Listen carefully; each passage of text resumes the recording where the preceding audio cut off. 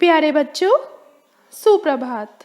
कक्षा 8 की हिंदी कक्षा में आपका स्वागत है। बच्चों, आज हम आपकी वसंत पुस्तक के प्रथम पाठ ध्वनि को पढ़ेंगे, उसके भावार्थ को समझेंगे।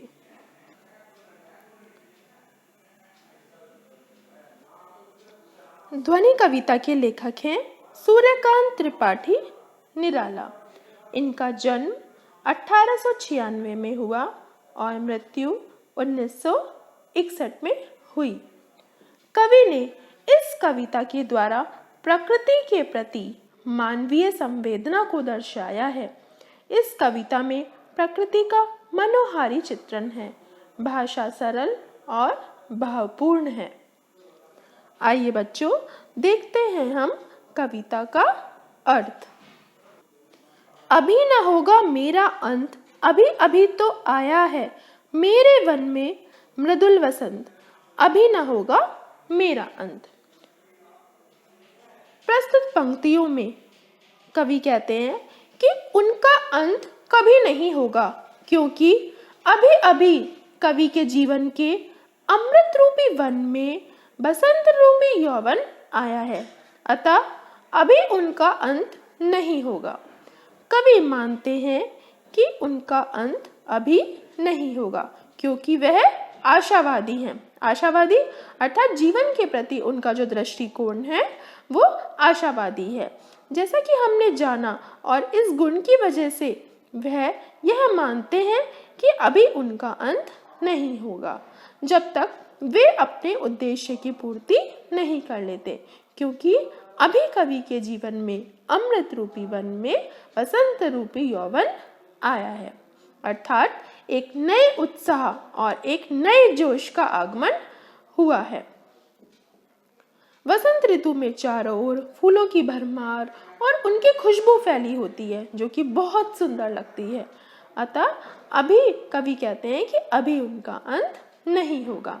यही कारण है कि उनके जोश की, उनके उत्साह की अभी अधिकता है, जो कुछ दिन और ठहरेगा और इसका अंत अभी नहीं होगा।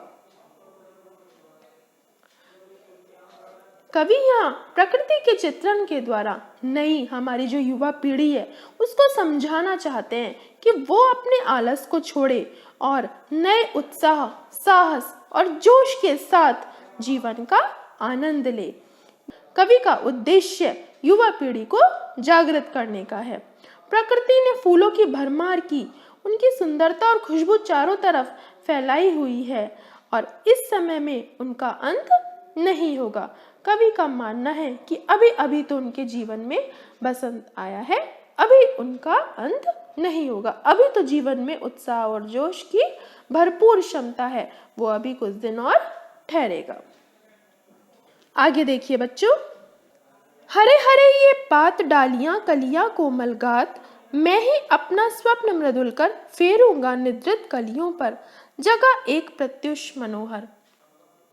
प्रस्तुत पंक्तियों में कवि कहते हैं कि चारों ओर वृक्ष हरे भरे हैं, पौधों पर कलियां खिली हुई हैं जो अभी तक सो रही हैं।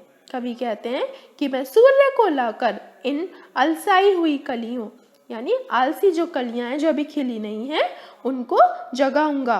इन पंक्तियों के माध्यम से कवि यह भी कहना चाह रहे हैं कि निराश और जिंदगी से हारे लोगों को मैं जीवन दान दूंगा। कवि प्रकृति का वर्णन करते हुए कहते हैं कि चारों ओर हरे भरे पौधे और नई नई कलियां खिली हुई हैं जो अभी तक सो रही हैं, और सूर्य के माध्यम से मैं इनको जगाऊंगा। इसका अर्थ है कि वे युवा पीढ़ी में नई प्रेरणा और उत्साह का संचार करेंगे और उन्हें जागृत करेंगे। जिस प्रकार सूर्य के आने से प्रकृति में एक नया उत्साह छा जाता है, उसी प्रकार कवि चाहते हैं कि जो निराश हैं, अपनी जिंदगी से हारे हुए लोग हैं, उनमें भी मैं जीवन दान दूंगा उनको भी, और उनके जीवन में भी एक नया उत्साह भर दूंगा। आगे देखिए बच्चों, पुष्प पुष्प से तंद्रालस लालसा खींच लूंगा मैं, अपने नवजीवन का अमृत सहर्ष खींच लूंगा मैं। यहाँ देखिए बच्चों, इसमें कुछ देखिए, पुष्प का अर्थ फूल, तंद्रालस नींद से अलसाया हुआ, लालसा लालच, अमृत, अमृत क्या होता है? सुधा, सहर्ष अर्थात खुशी के साथ, सींच अर्थात सिंचाई करना। यहाँ कवि कहना चाहते हैं कि जो निराश और हताश लोग हैं उनके जीवन को खुशियों से भरना है। वे कहते हैं कि मैं एक एक फूल से आलस्य को खींच लूंगा। जो आलस में पड़े हुए युवक हैं उनके मन में नए जीवन का अमृत प्रसन्नता से भर दूंगा। कवि प्रकृति के द्वारा निराश हताश लोगों के जीवन को खुशियों से भरना चाहते हैं। कवि चाहते हैं कि वह ये कार्य खुशी खुशी करे और हर युवा जाति के भीतर एक नया जोश और उमंग हो। वो उनका आलस दूर करना चाहते हैं जिससे प्रत्येक मानव अपने सुखमय जीवन को जी सके। मनुष्य को जीवन जीने की कला सिखाना चाहते हैं जिससे वे प्रसन्नता पूर्वक अपने जीवन में आए दुखों से पार हो सके और साहस पूर्वक अपने जीवन में आने वाली कठिनाइयों का सामना करें। यह कवि कहना चाहते हैं कि द्वार दिखा दूंगा फिर उनको, है मेरे वे जहां अनंत, अभी न होगा मेरा अंत। कवि कहते हैं कि वो नई पीढ़ी को राह दिखाना चाहते हैं, सही दिशा दिखाना चाहते हैं जिससे उन्हें ज्ञान हो कि अभी मेरा अंत नहीं हो सकता, क्योंकि अभी मुझे जीवन में बहुत कुछ करना है।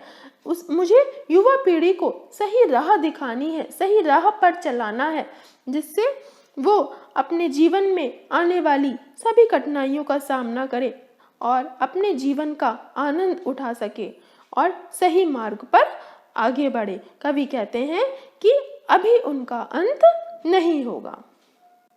बच्चों, आशा करती हूँ आपको यह ध्वनि कविता समझ में आई होगी। धन्यवाद।